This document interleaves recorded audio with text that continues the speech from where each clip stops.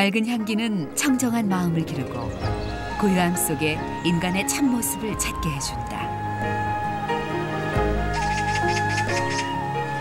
자연이 내린 최고의 선물. 차는 인류와 오랜 역사를 함께한 음료이자 귀중한 정신문화의 바탕이 되어왔다. 우리 선조들은 차 한 잔도 예와 법도를 지켜 음미했고 이는 다례라는 생활 문화로 자리 잡았다. 그 중에서도 사대부가 여인들의 규방에서 행해진 차 예절을 규방 다례라 한다.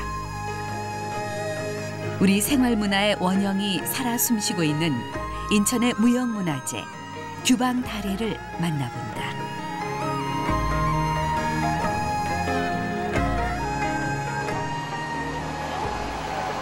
실록의 향연이 펼쳐진 5월. 고궁 한편에 사람들이 모여들었다.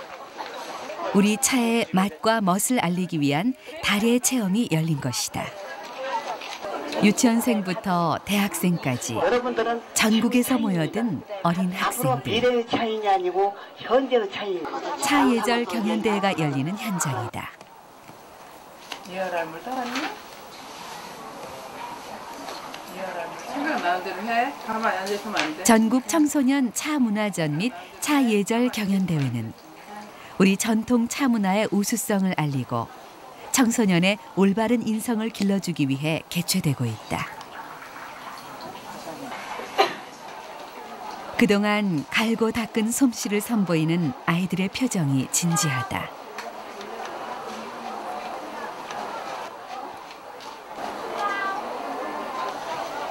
다례는 단순한 행다법에 그치는 것이 아니라 말 그대로 차와 예를 함께 배우는 것이다.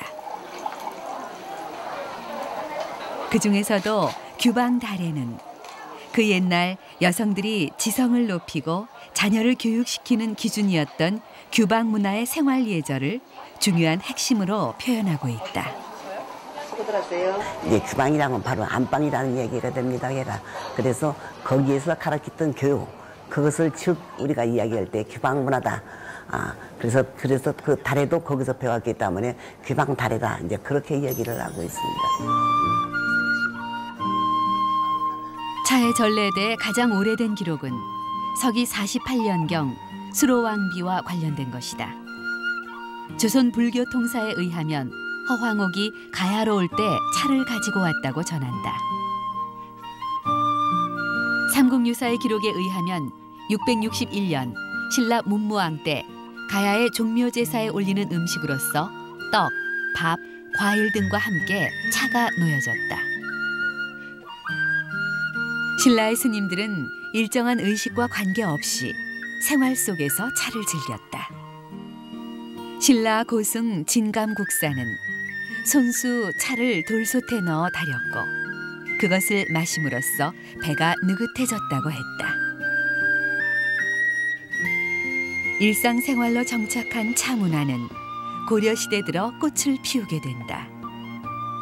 고려시대 국가적인 행사에는 차를 올리는 진다 의식이 있어 이를 관장하는 기구인 다방을 두어 다례를 관장하였다. 연등회, 팔관회에서 다례가 시연되었으며 사신을 맡는 접빈 다례도 성행했다. 조선시대는 숭유억불 정책과 임진왜란으로 차 문화가 쇠퇴기를 맞이하게 된다.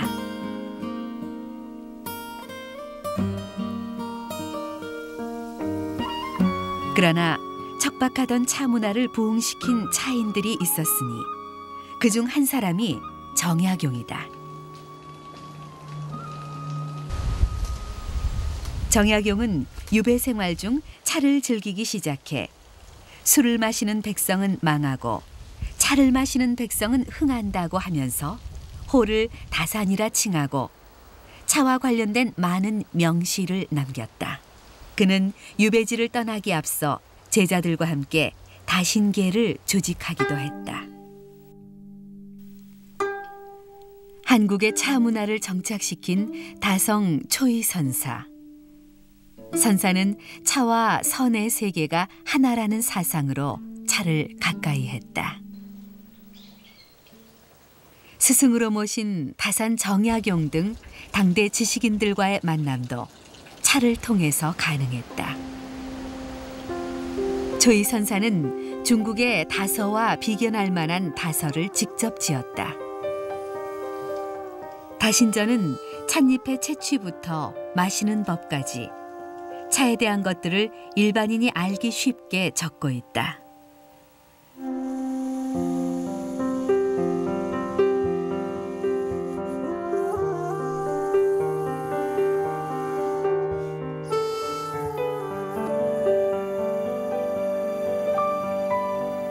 동다송에서는 우리 차가 중국에 비해 조금도 손색이 없음을 칭송하고 있다.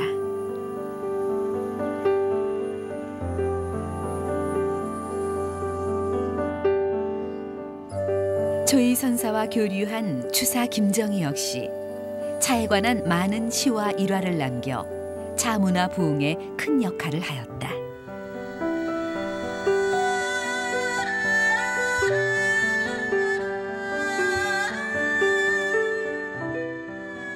이처럼 조선시대 선비들의 생활에 차 문화가 흡수되면서 차는 단순한 음료를 넘어 학문의 벗이자 예를 다하는 도구로 정착하게 된다.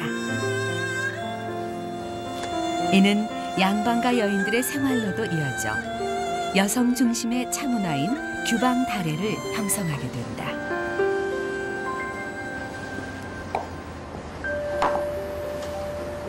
조선시대에서도 그 규방의 아녀자들이 왔다 갔다 왕래하면서 차를 마시면서 세상 돌아가는 이야기, 또는 그 오늘날로 얘기한다면 대중예술이겠죠. 소설, 가사, 문학 이런 것과 관련된 이야기들을 주고받고 또 책을 전달하고 주고받는, 또 한편으로는 예전에는 결혼을 할 때 이제 중매라고 하는 역할이 굉장히 중요했지요. 그래서 그 집에 그 여식을 볼 때에는 차를 어떻게 내오는가, 예절이 제대로 되어 있는가라는 것도 어떤 차례, 다례를 통해서 검증되었던 시대가 조선시대라고 할 수 있습니다. 규방 다례란 규방에서 행하는 차의 예법과 절차로 조선조 4대부 부인들이 친척이나 이웃을 초청해 차를 나누며 우애를 다지고 몸가짐을 익히던 음답 풍속을 계승한 것이다. 이는 자녀와 며느리에게 규방에서의 다례를 도우면서 기품과 지성을 갖출 수 있는 예절을 배우고 익힐 수 있는 교육의 한 방편이기도 했다. 여성들의 전통 차문화인 규방 다례의 맥은 오늘날 인천에서 이어지고 있다. 인천 무형문화재의 대축제, 기능장 전시회. 인천광역시 30개 종목의 다양한 무형문화재 가운데 기능장들의 작품이 전시되는 행사다.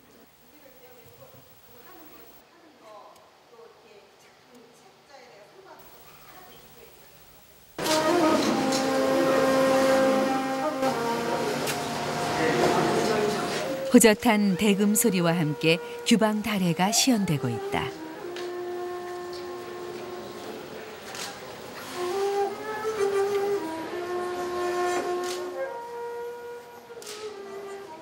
사대부가 여성들의 차 예절을 계승한 규방 다례는 생활 다례로는 전국 최초로 인천광역시 무형문화재 제11호로 지정됐다.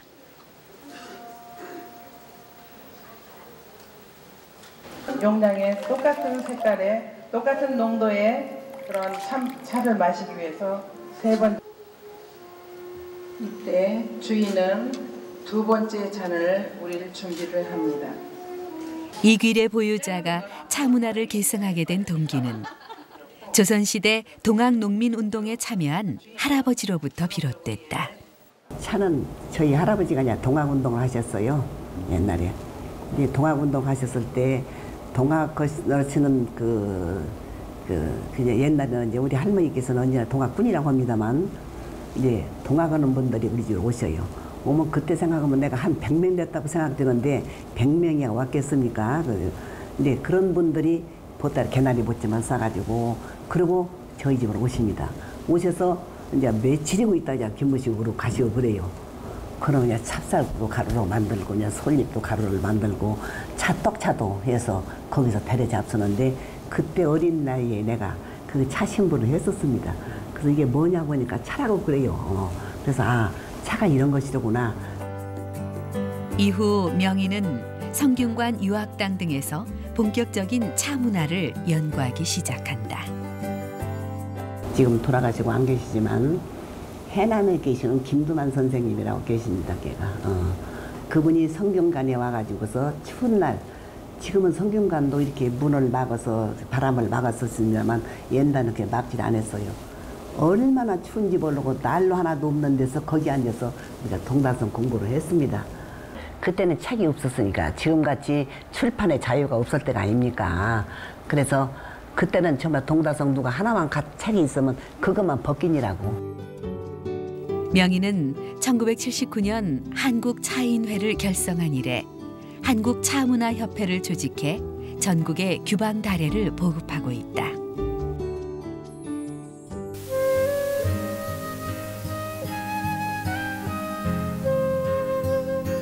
차는 차나무에 어린 잎을 찌거나 덮어 만든다.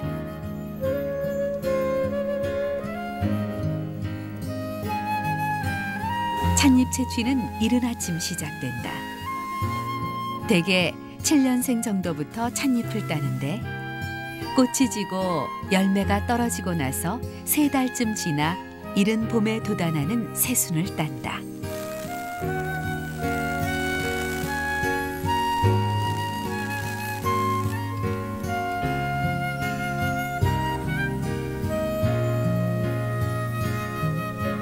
싱싱하고 어린 차순만을 골라 대바구니에 모은다. 여기 일창기 벌써 일창이기 이제 이때가 가장 어리고 연하고 그 맛이 좋다는 얘기입니다. 얘가 한 창에 2 깃발이 있다고 그래서 일창이기라고 합니다. 다른 그 식물 보고는 일창이기라고 하지 않습니다. 우리 차에서만 일창이기라는 얘기가 나오죠. 그래서 이게 일창이기 때 따는 차, 그것을 고구 전에 따는 차, 고구 후에 따는 차, 차 맛이 다 다릅니다. 얘가. 그래서 일창이기를 우리가 따서 소지다 덮고 쪄서 그렇게 해서 비벼서 말리는 것이 차입니다. 얘가. 따온 찻잎은 그늘에 보관했다가 제다 과정을 거친다. 먼저 싱싱한 찻잎을 350도 정도로 가열된 솥에 넣고 7, 8분 정도 덮어낸다. 최대한 빠른 시간에 비벼야 농도가 좋아지고 맛이 싱겁지 않다. 열이 350도 내지 300도가 돼야 합니다. 거기에다가 생잎을 갖다 넣어서 향이 달아나지 않게끔 하기 위해서 지금 덮고 있습니다. 눌지 않게 잘 덮은 차는 식힌 다음 양손으로 골고루 비빈다. 찻잎 표면에 상처를 내 차의 성분이 잘 우러나게 하기 위한 것이다.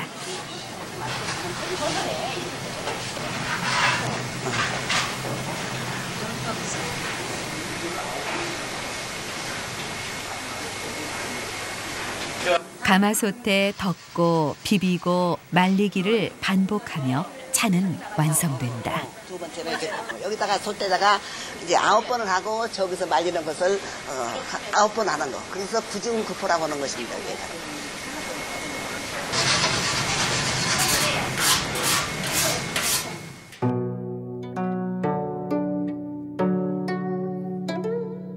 규방달의 상차림은 탕관과 화로, 찻잔, 다건, 다관 등이 진열된다. 다관은 찻잎을 우려내는 그릇이다. 차 찌꺼기가 새어나오지 않아야 하고 차를 따를 때 찻물이 흘러내리지 않고 잘 멈춰야 한다. 뚜껑 받침은 다관 등의 뚜껑을 받칠 때 쓰인다. 찻잔은 차를 마실 때 쓰는 그릇이다.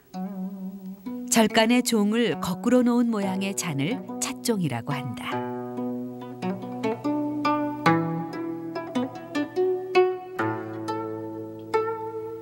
수구는 한쪽에 귀가 달려 있다.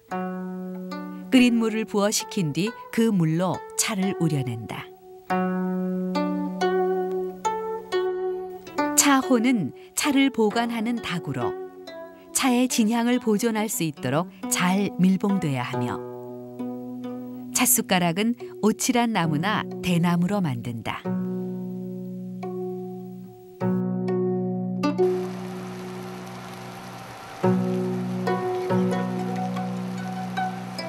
탕과는 찬물을 끓이는 닭이이다. 돌솥이 가장 좋고 다음으로 작이나 옹기를 친다.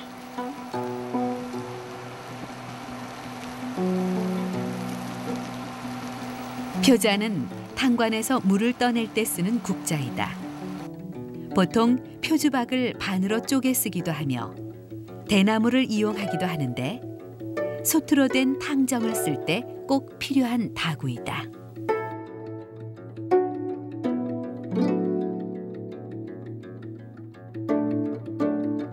닭어는 물기 있는 그릇을 다루기 위한 용도로 쓴다.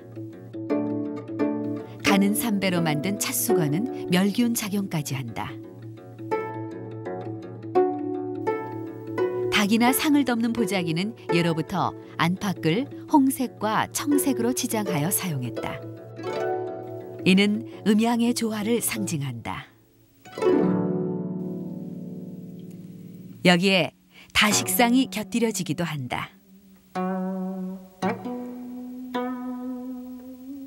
차에 있어서 가장 중요한 재료라고 할 수 있는 것은 물과 불이다. 물은 순한 샘물을 받아 며칠간 재워서 쓴다. 독항아리는 헝겊으로 덮어둔다.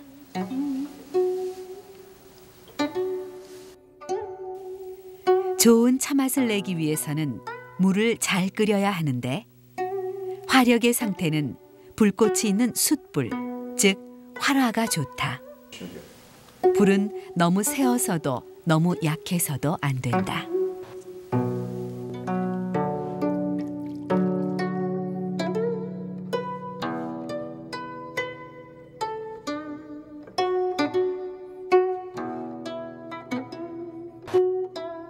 달에 앞서 주인과 손님은 신분과 나이에 따라 복식을 갖춘다. 큰 손님은 옥색 저고리에 남색 치마, 둘째 손님은 미색 저고리에 주황 치마, 세 번째 손님은 은행색 저고리에 초록 치마를 입는다. 돕는 이는 며느리나 딸이 할 수 있는데, 며느리나 딸은 색동이나 노란 저고리에 홍색 치마를 입으며 주인은 분홍 저고리에 자주색 치마를 입는다. 이는 우리나라의 음양오행 사상, 즉 오방색의 표현이다.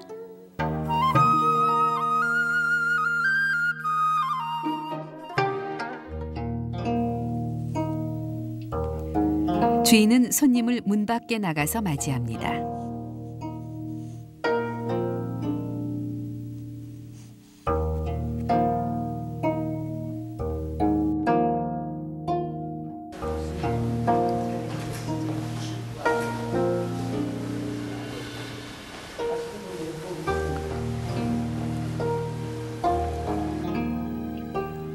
손님이 자리를 잡으면 주인과 돕는 이는 정성스럽게